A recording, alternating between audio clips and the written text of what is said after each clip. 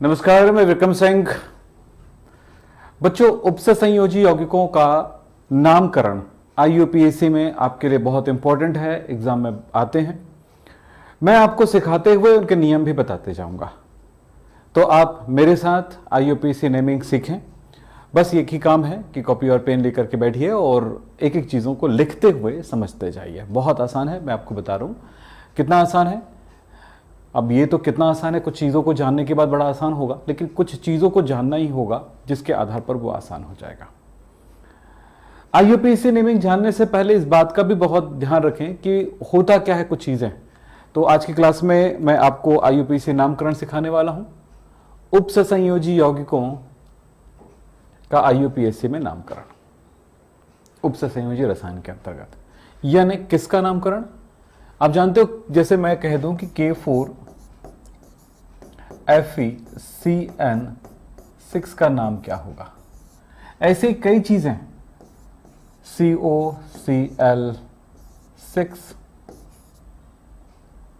K3, इसी तरह से CONH3 6Cl3, CONH3 twice H2O twice Cl2 Cl, इसका नाम क्या होगा। ऐसे कई चीजें हैं जिनका नामकरण आपको बताना होगा। बेटा एक बात और ध्यान रखिएगा, ऐसी चीजों का फॉर्मूला भी बनाने आपको आना चाहिए। पर क्या है जिसे हम जाने तो नामकरण हमारे लिए आसान हो जाएगा, आईयूपीएसी में नामकरण आसान हो जाएगा। क्या आप बता सकते हैं? बोलिए, क्या आप बता सकते हैं कि ऐसी कौन सी चीज को जाने तो हमारे लिए नामकरण आसान हो जाएगा? बोलिए। नहीं, ये है लिगेंड। लिगेंड को अगर समझ गए तो फिर काफी आसान है। जैसे यहां पर अब अगर बात करता हूं कि लिगेंड है क्या चीज, तो एक छोटी सी लाइन पे मैं कहूंगा इलेक्ट्रॉन युग्म दाता लिगेंड होता है। वे परमाणु, अणु या आयन जो केंद्रीय धातु परमाणु को इलेक्ट्रॉन दान करते हैं, लिगेंड कहलाते हैं। यानी केंद्रीय धातु परमाणु को यदि हमने दर्शाया है M से और लिगेंड को दर्शाया है हमने L से, तो L की विशेषता है कि इसमें इलेक्ट्रॉन युग्म होगा और उपसंयोजी बंध से केंद्रीय धातु परमाणु को इलेक्ट्रॉन दान करता है। केंद्रीय धातु परमाणु M, सेंट्रल मेटल एटम। इन दोनों के बीच में एक रिश्ता होता है कि वो है लिगेंड से इलेक्ट्रॉन युग्म सेंट्रल मेटल एटम ने प्राप्त किया है।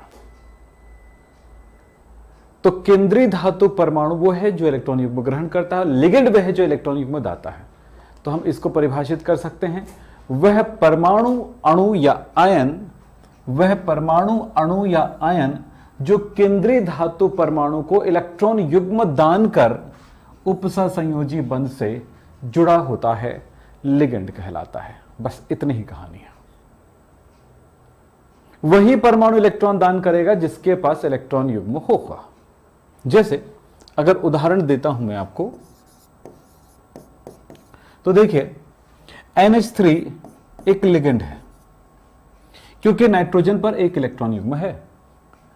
H2O एक लिगेंड है क्योंकि ऑक्सीजन पर 2 इलेक्ट्रॉन युग्म हैं। याद रखना, एक ही परमाणु में एक से अधिक बार भी इलेक्ट्रॉन युग्म होगा तो भी एक ही इलेक्ट्रॉन युग्म को दान करेगा।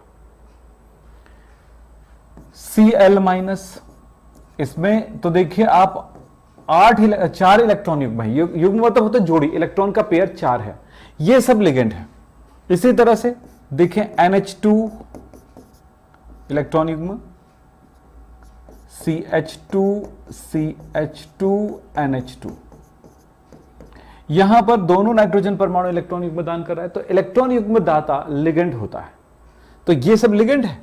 अब इसका नाम क्या है बाद में बात करता हूं, पहले आपको समझाता हूं। COO- COO-, ये 2 जगहों से इलेक्ट्रॉन युग्म दान करेगा। जहां से इलेक्ट्रॉन युग्म दान कर रहा है, मैं स्टार से दर्शा रहा हूं या इलेक्ट्रॉन युग्म के रूप में दर्शा रहा हूं, तो ये 2 जगह से इलेक्ट्रॉन युग्म दान करेगा। तो ये क्या चीज है? ऑक्सलेट आयन है। इसी तरह से फॉर्मेट H CO माइनस, ये इस जगह से इलेक्ट्रॉन युग्म दान करेगा। CH3CO, मैं इसको इस तरह लिख दूं, ये सब इलेक्ट्रॉन युग्म दान करता है। यहां से इलेक्ट्रॉन युग्म दान करेगा, इस जगह का ऑक्सीजन दान करेगा, इसमें ये दोनों ऑक्सीजन इलेक्ट्रॉन युग्म दान करेगा। ये नाइट्रोजन इलेक्ट्रॉन युग्म दान करेगा, इसमें ये नाइट्रोजन दान करेगा, इसमें ये ऑक्सीजन दान करेगा, इसमें क्लोरीन दान करेगा। क्यों करेगा? क्योंकि इसके पास इलेक्ट्रॉन युग्म है, इलेक्ट्रॉन पेयर है, इसलिए इलेक्ट्रॉन युग्म दान करता है। तो ये क्या है?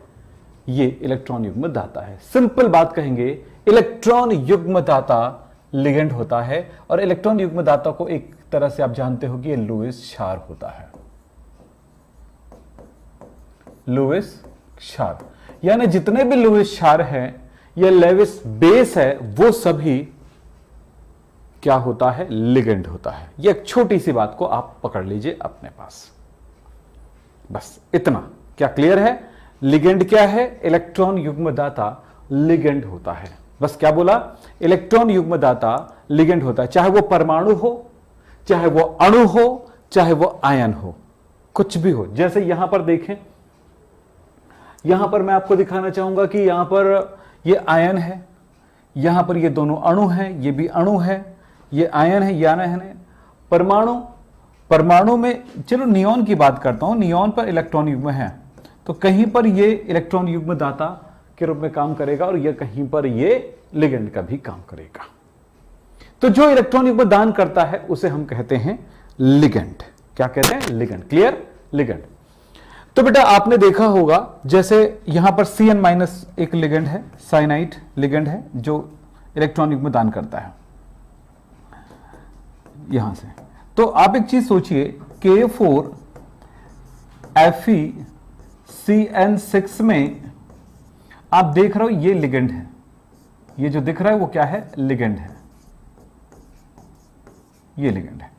तो ये बड़ा ब्रैकेट रहेगा, आपको पता होगा जब आपने आणविक कक्षा, जब आपने इसके एग्जाम्पल देखे थे, तो उस टाइम हमने लिगेंड के बारे में जानकारी ली। तो एक परिचय मैंने आपको बताया था, आपको याद होगा। एक छोटी सी बात पे ध्यान दें, तो ये क्लियर हो गया लिगेंड क्या है। मैं यहीं पर एक और बताता हूं, जैसे आपने को कहा मैं K4FeCN6, तो यहां पर बेटा ये तो लिगेंड है, लेकिन ये क्या चीज है? Fe धातु है। क्या है? धातु आयन है। इस धातु आयन को क्या कहते हैं? केंद्रीय धातु आयन कहते हैं।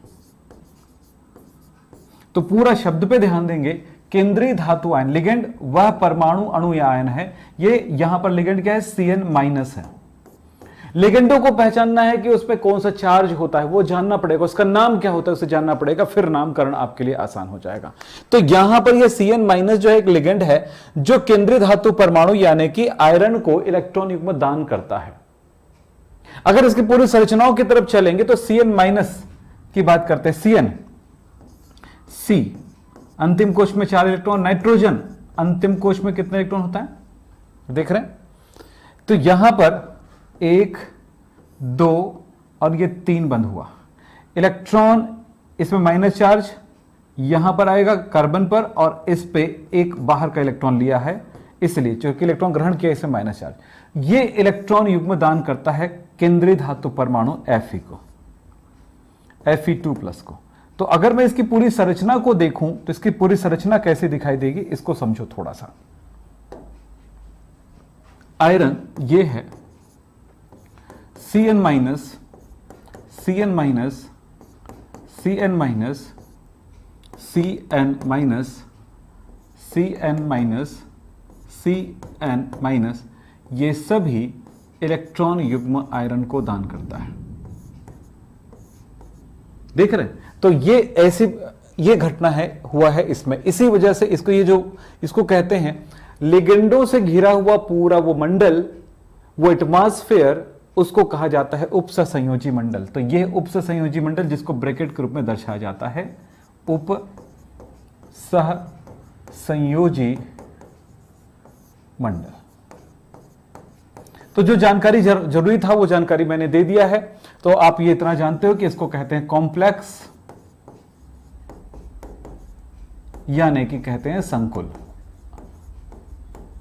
जो बच्चा कल की क्लास में नहीं था उनको ये जानकारी में आ गया है कि इसे कॉम्प्लेक्स कहते हैं या संकुल कहते हैं।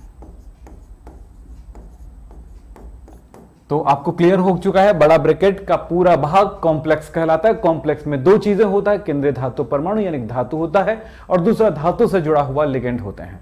हर एक उपसंयोजी यौगिक में यह देखने को मिलेगा, यानी जिसमें संकुल होता है उन सारे यौगिकों को उपसंयोजी यौगिक कहा जाता है। यह हमने देखा, और वो बच्चे जो कल देखे थे उनका एक तरह से रिवीजन भी हो गया। अब बात करते हैं आगे। देखिए, इस जगह पे हम बात करते हैं लिगेंड की कहानी तो हो गई भाई। लिगेंड में एक बात ध्यान रखेंगे, दाता स्थानों के आधार पर लिगेंड को हमने कुछ प्रकारों में विभाजित किया है, वर्गीकृत किया है।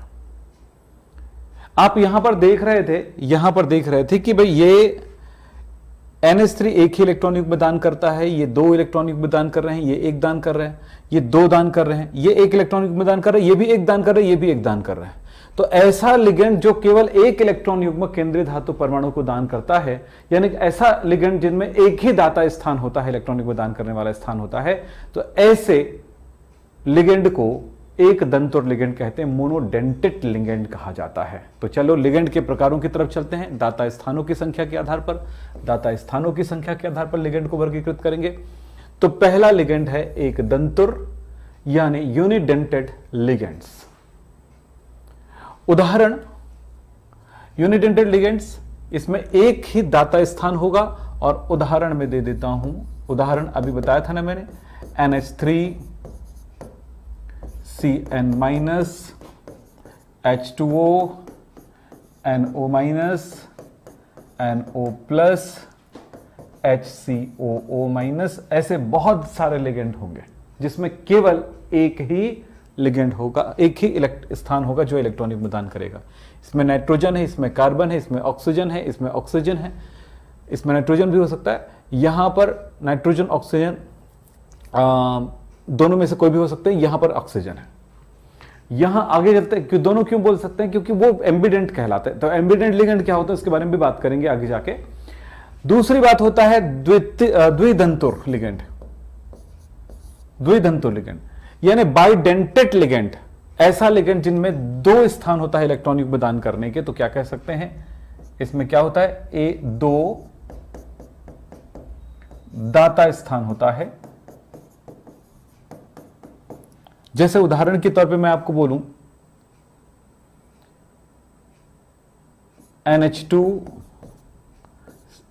थोड़ा छोटा लिखा रहा है, थोड़ा देख लीजिए। बाकी आगे जाकर के पूरे एग्जांपल बताऊंगा, अभी एग्जांपल की फिलहाल जरूरत नहीं है, इतना जानना जरूरी है। फिलहाल बता देता हूं इसको, कम से कम इसको बता देता हूं। NH2CH2NH2 इसको कहा जाता है, ये यहां से इलेक्ट्रॉन युग्म दान करेगा और यहां से दान करेगा, तो द्विदंतुर हुआ। इसी तरह से त्रिदंतुर होगा, त्रिदंतुर मतलब ट्राइडेंटेड।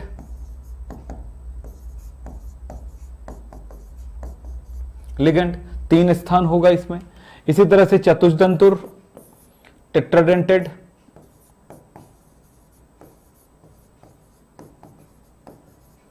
इसी तरह से 5 दंतुर या पंचदंतुर भी होता है, पेंटाडेंटेड। और यहां पर अगला दिखा रहा हूं मैं, हेक्साडेंटेड, जिसमें 6 डेंटेड बोलते हैं, इसको हेक्साडेंटेड।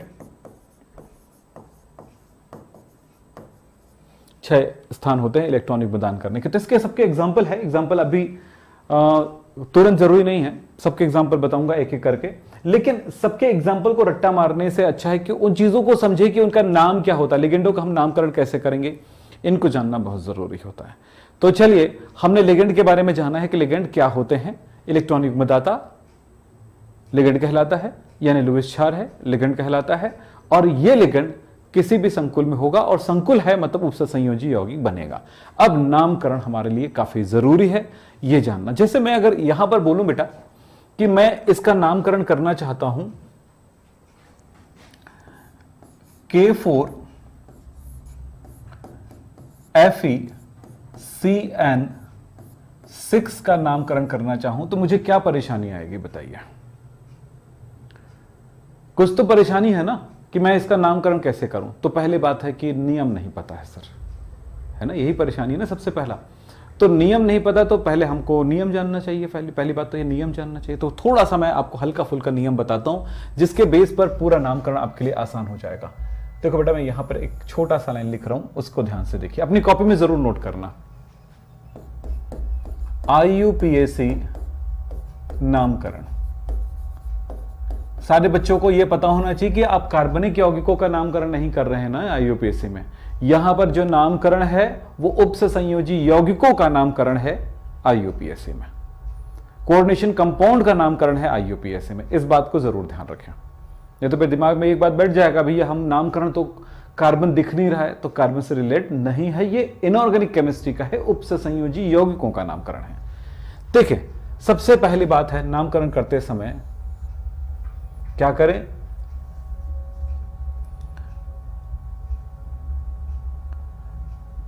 सबसे पहले कहेंगे धनात्मक भाग का पहले नामकरण करेंगे, फिर उसके बाद ऋणात्मक भाग का नामकरण करेंगे। ऋणात्मक भाग, दो भाग होते हैं नामकरण के। ये आप देख रहे हो कोऑर्डिनेशन कंपाउंड दिख रहा है, इसमें दो भाग नजर आ रहे होंगे। धनात्मक भाग यानी कि धनायन, धनायन, इसको अगर वाक्यों में लिखें तो हम कैसे लिखेंगे? पहले धनायन तथा बाद में ऋण आयन का नाम लिखते हैं,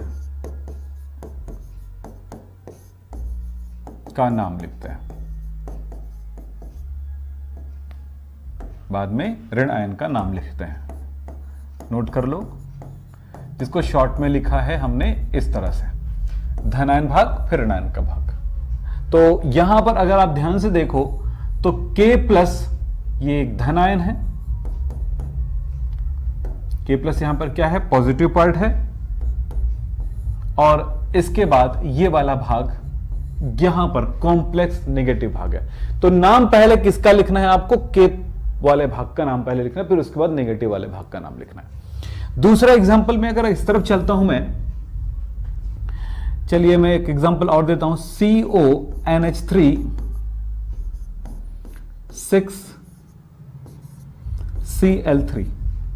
तो बेटा इस जगह पर आप ध्यान दो, ये वाला भाग इसमें प्लस है, पॉजिटिव है, और ये वाला भाग नेगेटिव है। तो बताओ इसमें नाम किसका पहले लिखा जाएगा? इसमें आयन का नाम पहले लिखा जाएगा, फिर कॉम्प्लेक्स का नाम लिखा जाएगा, जबकि इसमें कॉम्प्लेक्स का नाम लिखा जाएगा, फिर आयन का नाम लिखा जाएगा। यहां पर कॉम्प्लेक्स आयन जो है वो बाद में है, जबकि धनायन पहले है, पोटेशियम आयन। इसमें क्लोरीन का नाम पहले लिखा जाएगा, ये क्लोराइड के नाम से, और इसका नाम पहले लिया जाएगा कॉम्प्लेक्स का। बस एक छोटा सा लाइन आप ध्यान से सुनिए। फिर दूसरा काम जो होगा, जब ये नाम हो जाएगा तो फिर हम दूसरा जो पार्ट है उस पर ध्यान देते हैं, वो है कॉम्प्लेक्स का नाम। कॉम्प्लेक्स का नाम सबसे महत्वपूर्ण है, कॉम्प्लेक्स का नामकरण करना। जैसे मैं यहां पर पहले नाम किसका लिखूंगा? ये पोटेशियम का, इसका नाम पहले लिखूंगा, पोटेशियम।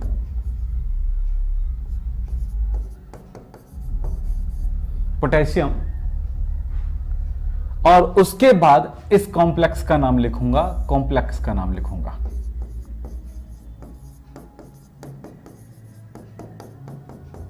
पर अभी मैंने कॉम्प्लेक्स का नाम सिखाया नहीं है, तो अभी कॉम्प्लेक्स वाली बात नहीं। इसमें किसका नाम पहले लिखूंगा? इस कॉम्प्लेक्स का नाम पहले लिखूंगा, कॉम्प्लेक्स का नाम सिखाऊंगा ना, परेशान मत होइए। फिर उसके बाद नाम लिखूंगा इस आयन का। इस आयन को क्या बोलेंगे? ये आयन किस रूप में? Cl माइनस के रूप में। Cl क्लोरीन होता है, और उस पर अगर माइनस लग जाए तो क्लोराइड होगा, ये माइनस रूप में है। ऑक्सीजन परमाणु होता है, लेकिन ऑक्सीजन में माइनस लग जाए तो ऑक्साइड हो जाएगा। सल्फर परमाणु होता है, सल्फर आयन S2 माइनस बन जाए तो सल्फाइड हो जाएगा। वैसे आईडी लग जाता है नाम में, तो ये क्लोरीन का क्या हो जाएगा? क्लोराइड नाम हो जाएगा, इसका नाम है क्लोराइड।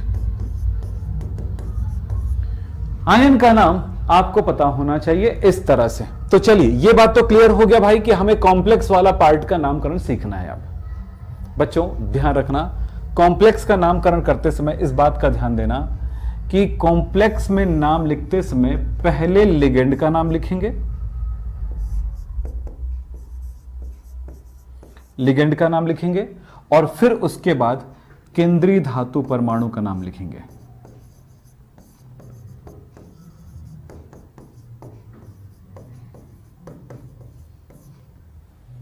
लिगेंड का नाम लिखते समय लिगेंड की संख्या उसके सामने जरूर लिखें, कितने बार लिगेंड है, एक लिगेंड है, दो लिगेंड है, तीन लिगेंड है।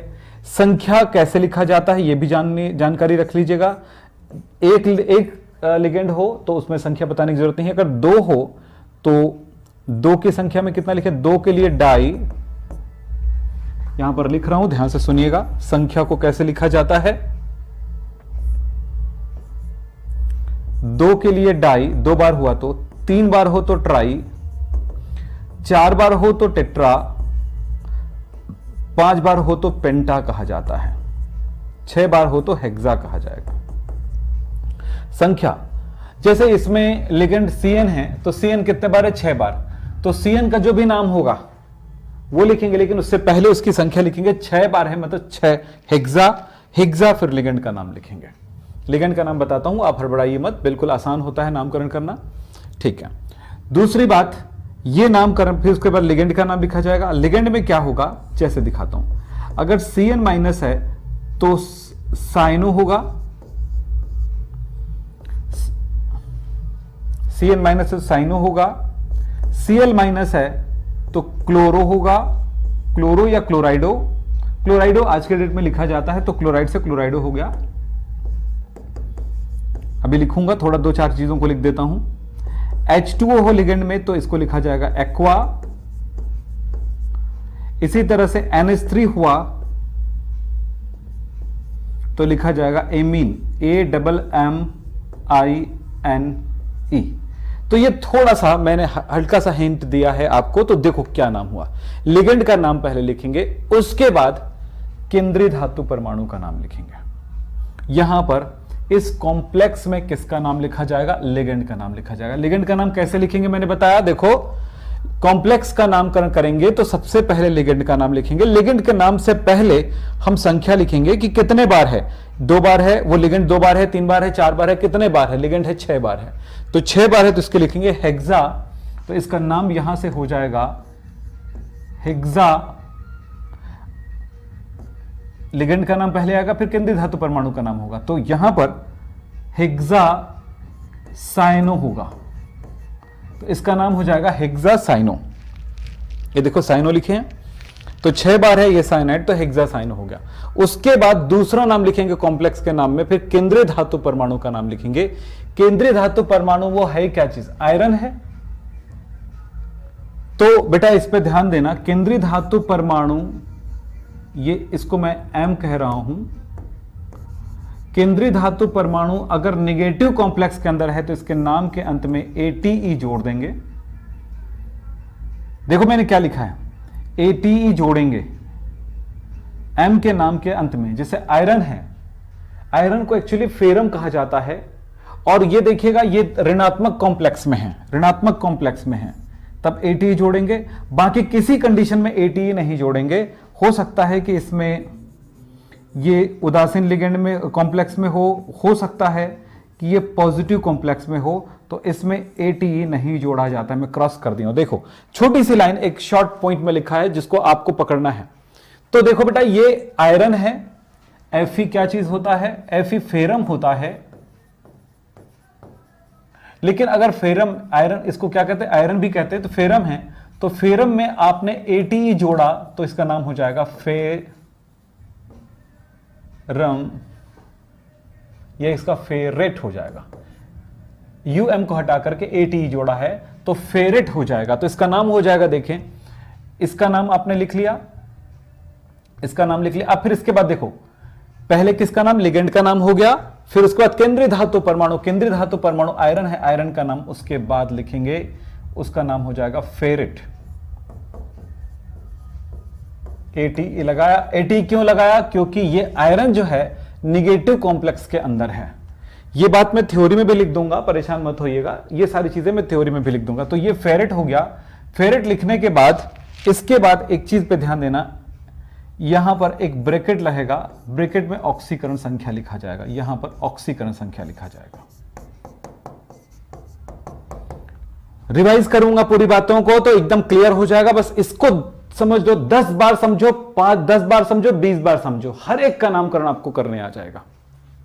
एक को समझ लो बस, दो ही बात है, बहुत सरल सा नियम है, बहुत लंबी चौड़े नियम नहीं है। फिलहाल इसका नाम क्या हुआ अब देखिएगा, इसके नाम थोड़ी देर बाद देखेंगे इन सारी चीजों को लेकर के। तो फिलहाल मैं इसको, ये जो हमने किया है इसको एक बार यहां पर देख लेते हैं। क्या क्या देखे आपने, K4 FeCN6,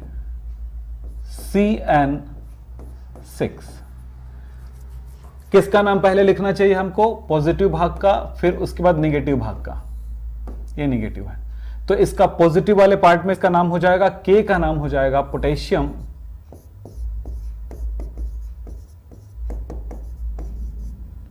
फिर उसके बाद किसका नाम लिखूंगा, कॉम्प्लेक्स का पार्ट का लिखूंगा, कॉम्प्लेक्स में किसका नाम लिखूंगा, साइनाइड, सॉरी लिगेंड का, लिगेंड है 6 बार, लिगेंड है साइनाइड, साइनाइड है 6 बार तो इसको साइनो बोला जाता है, तो हो जाएगा 6 बार है तो हेक्सा साइनो हो गया। फिर उसके बाद इसका नाम लिखूंगा, इसका नाम तो हो गया हेक्सा साइनो, और इसके बाद इसका नाम लिखूंगा वो है कॉम्प्लेक्स, निगेटिव कॉम्प्लेक्स के अंदर है तो ATE जोड़ना पड़ेगा, सफिक्स ATE जोड़ना पड़ेगा, तो जोड़ूंगा तो क्या होगा, फेरम से हो जाएगा फेरिट, और उसके बाद ऑक्सीकरण संख्या। ऑक्सीकरण संख्या कैसे निकाला जाता है मैं बताता हूं, थोड़ा सा धीरज रखिएगा। तो पहली बात तो यह है कि कुछ जानकारी होने पर ही हम नामकरण करना सीख जाते हैं, पर उसके अरेंजमेंट को समझना जरूरी है। तो अरेंजमेंट क्या था जरा देखिएगा, धनात्मक भाग का नामकरण पहले हो गया, फिर ऋणात्मक भाग का नामकरण करेंगे। ऋणात्मक भाग जो भी हो, चाहे वो धन संकुल हो चाहे जो भी हो, ये हमेशा याद रखना, धन कौन है पहले, कौन है बाद में, कौन है उसके आधार पे होगा। लेकिन कॉम्प्लेक्स में नामकरण जब करेंगे, कॉम्प्लेक्स बड़ा ब्रैकेट वाले का नामकरण करेंगे तो वो उसमें लिगेंड का नाम पहले करेंगे, और लिगेंड कितने बार है वो बताना पड़ेगा। एक बार है तो बताने की जरूरत नहीं पड़ता है कितने बार है, नाम बस लिखना है। 2 बार है तो डाई, 3 है तो ट्राई, यहां पर 6 बार है तो हेक्सा लिखे। और कौन लिगेंड है, CN को कहा जाए CN माइनस एक्चुअली, तो CN माइनस साइनाइड होता है तो साइनाइडो लिख भी सकते हैं, साइनो भी लिख सकते हैं, तो साइनो हेक्सा साइनो हो गया। और ये आयरन जो हो गया, चूंकि निगेटिव कॉम्प्लेक्स के अंदर है इसलिए इसके नाम के अंत में AT जोड़ेंगे, फेरेट हो गया। ऑक्सीडेशन नंबर, ऑक्सीकरण संख्या कैलकुलेट करना मैं सिखाऊंगा, वो थोड़ा सा टाइम लग जाएगा, नहीं पता निकालने आता है तो कोई बात नहीं, नहीं तो बताऊंगा मैं आपको, अभी बता देता हूं। चलिए हम क्या क्या जानते हैं, K की ऑक्सीकरण संख्या K+ होता है, CN के बारे में पता है CN माइनस होता है, और आयरन की ऑक्सीकरण संख्या को हम ज्ञात करना चाहते हैं, X मान रहे हैं, ठीक है। आयरन की ऑक्सीडेशन नंबर को हमें ज्ञात करना है, X, यही ज्ञात करना है हमको, ये क्वेश्चन है। तब K की ऑक्सीकरण संख्या +1 × 4 टाइम, प्लस आयरन की ऑक्सीडेशन नंबर कितना है X, प्लस CN की ऑक्सीकरण संख्या है -1, जो दिख रहा है यहां पर -1, K का +1 हो गया, इसका -1 हो गया, -1 कितने बार है, × 6 इज इक्वल टू टोटल पर कितना चार्ज है, कोई चार्ज नहीं है, 0 है, कोई आवेश नहीं है, 0। अब देखो ये हो गया +4 plus x -6 is equal to 0, तो x -2 इज इक्वल टू 0, तो x इज इक्वल टू +2 हो गया।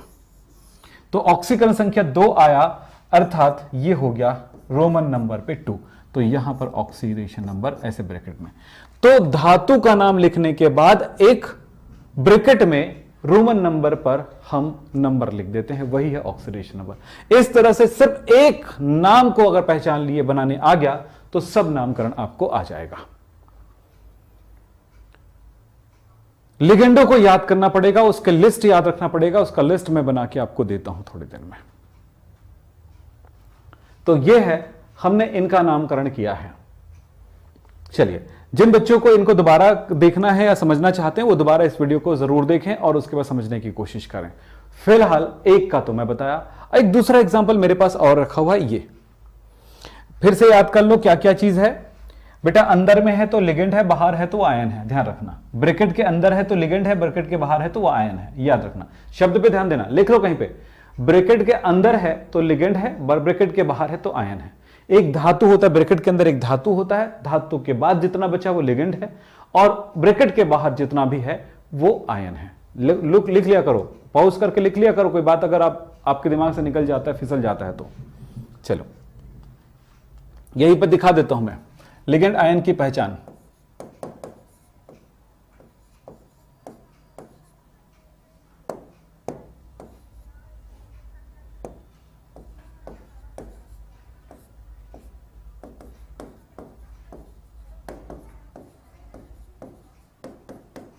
देखो ये बड़े ब्रैकेट के अंदर एक धातु होगा, कोई मेटल होगा, उसके बाद देखिए मैंने Cl यहां पे लिखा, यहां पे लिखा, ये Cl जो है वो लिगेंड है, जबकि ये Cl जो है आयन है। क्यों? क्योंकि ये ब्रैकेट के अंदर है, कोष्टक के अंदर है,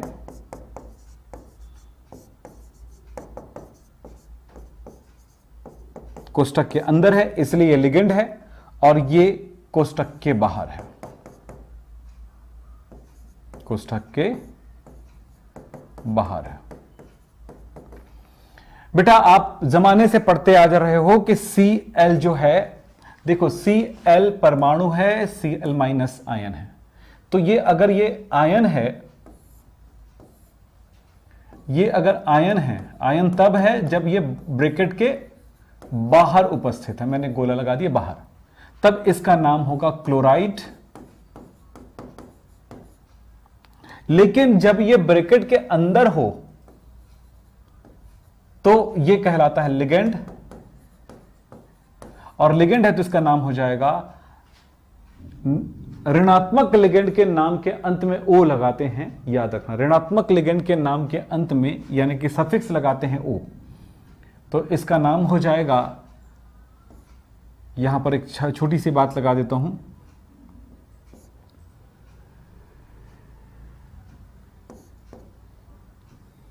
तो इसका नाम हो जाएगा क्लोराइडो।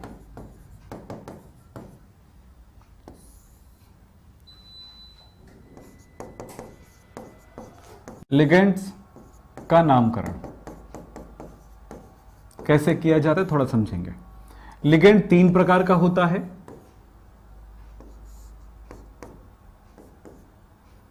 लिगेंड ऋणात्मक, लिगेंड उदासीन, कोई चार्ज वाला नहीं है, और लिगेंड धनात्मक।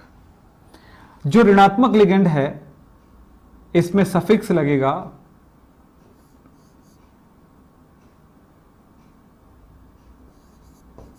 ओ जोड़ते हैं,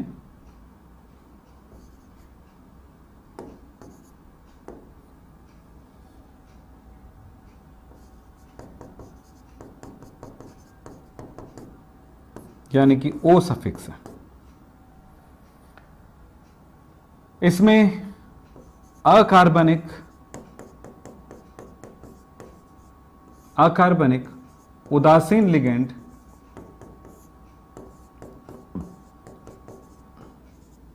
में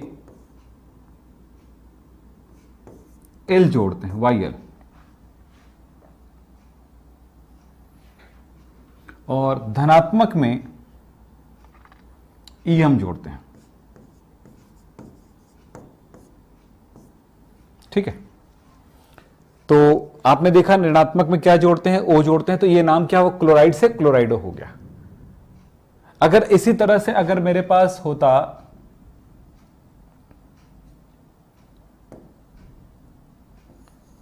ये कार्बोनिल है, ये आयन के रूप में नहीं है, तो ये सीधे द कार्बोनिल होगा। मैं आपको थोड़ा सा बताता हूं, देखो एग्जांपल देता हूं।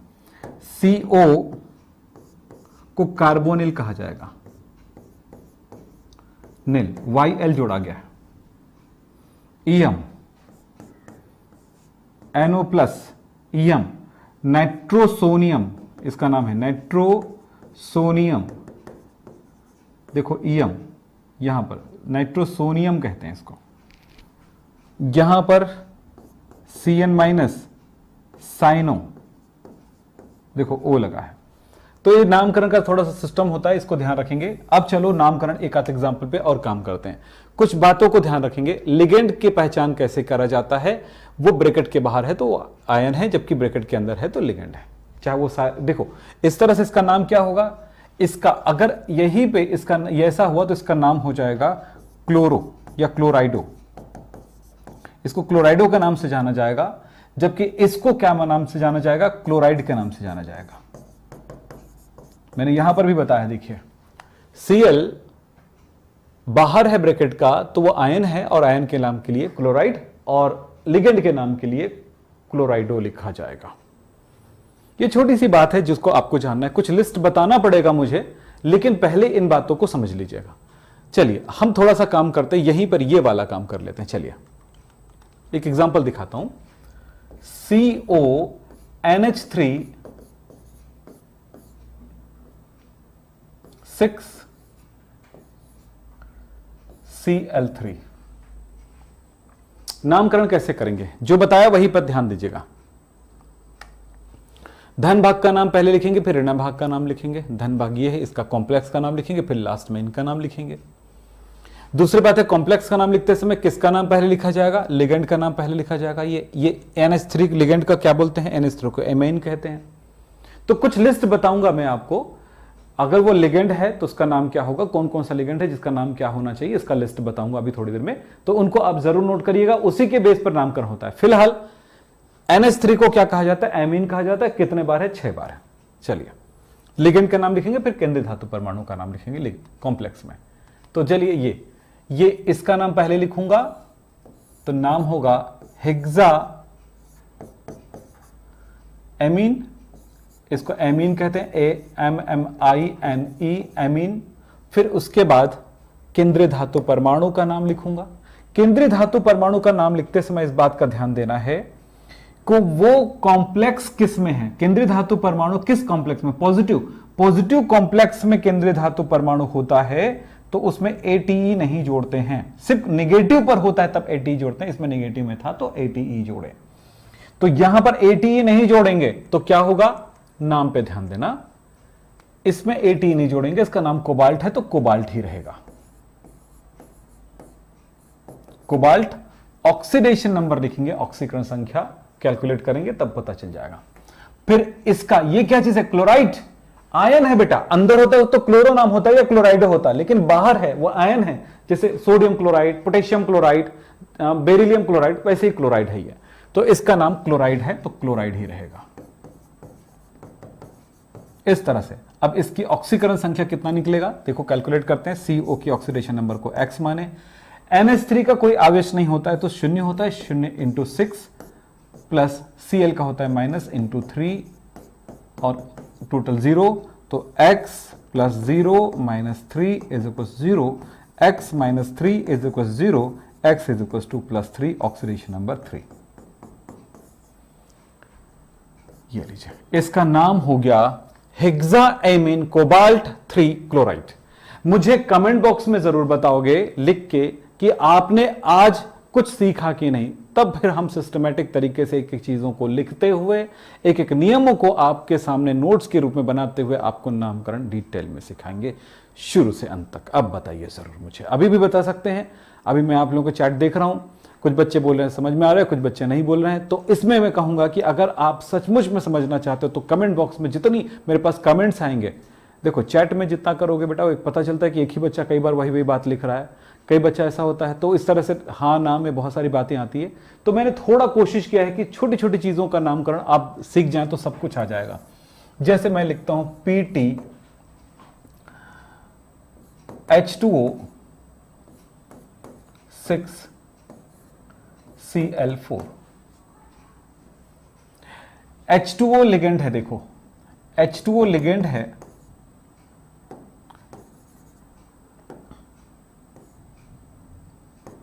H2O क्या है, लिगेंड है। लिगेंड का इस जगह पे नाम होता है एक्वा।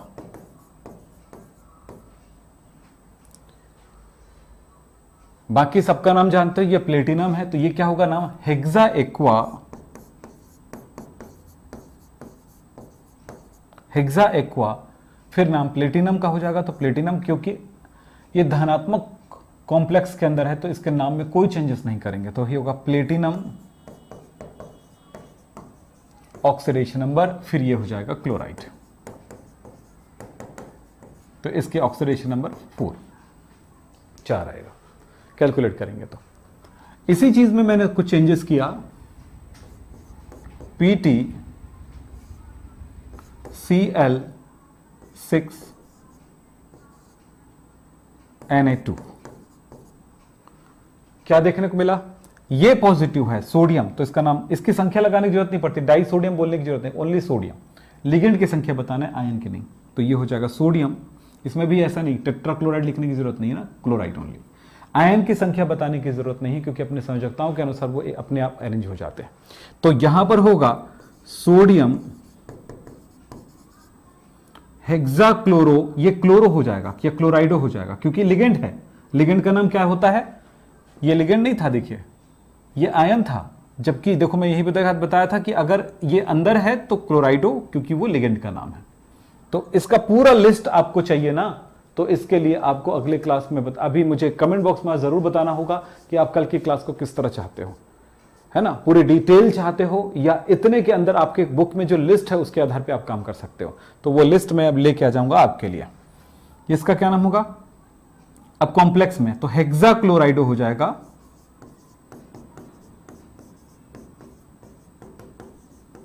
हेक्साक्लोराइडो, फिर इसका नाम हो जाएगा प्लेटिनम, क्योंकि हमने नाम कॉम्प्लेक्स में जब जाते हैं तो इसका नाम पहले फिर इसका नाम बाद में, तो प्लेटिनम हो जाएगा। तो ये चूंकि निगेटिव में है, निगेटिव कॉम्प्लेक्स है, ये पॉजिटिव है, तो निगेटिव कॉम्प्लेक्स में इसके नाम में AT लगाते हैं केंद्रीय धातु परमाणु का, तो ये प्लेटिनेट हो जाएगा।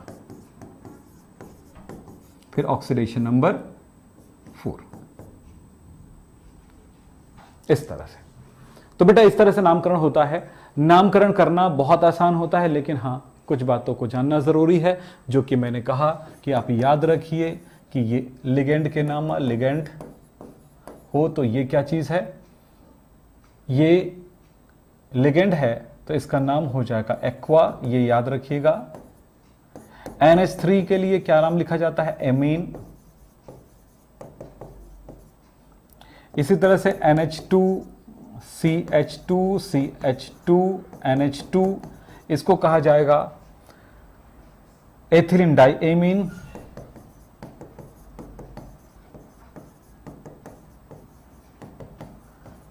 ठीक है, और आपको बता दूं यहां पे कुछ बातों को, और Cl minus CN minus Br minus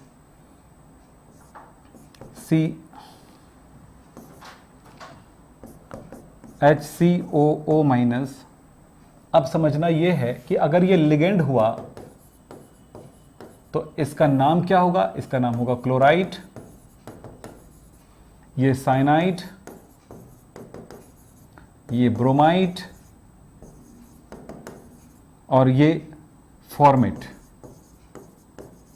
लेकिन अगर ये सॉरी आयन हुआ तो बेटा, आयन हुआ तो इसका नाम ये होगा, आयन हुआ तो, और अगर ये लिगेंड हुआ, लिगेंड मतलब ब्रैकेट के अंदर हुआ, ये ब्रैकेट के अंदर हुआ तो, और ये ब्रैकेट के बाहर हुआ तो आयन है, तो अंदर हुआ तो लिगेंड कहलाएगा, तो इसका नाम ये क्लोराइडो हो जाएगा, ये साइनाइडो या साइनो हो जाएगा, ये ब्रोमाइडो हो जाएगा। कई जगह पर ब्रोमो भी लिखा जाता है, ध्यान रखना। ये फॉर्मेट है तो ये फॉर्मेटो हो जाएगा। कुछ चीजों को आपको याद रखना पड़ेगा, इसका पूरा लिस्ट याद रखना पड़ेगा, लिस्ट मैं आपको देने वाला हूं आगे जाके।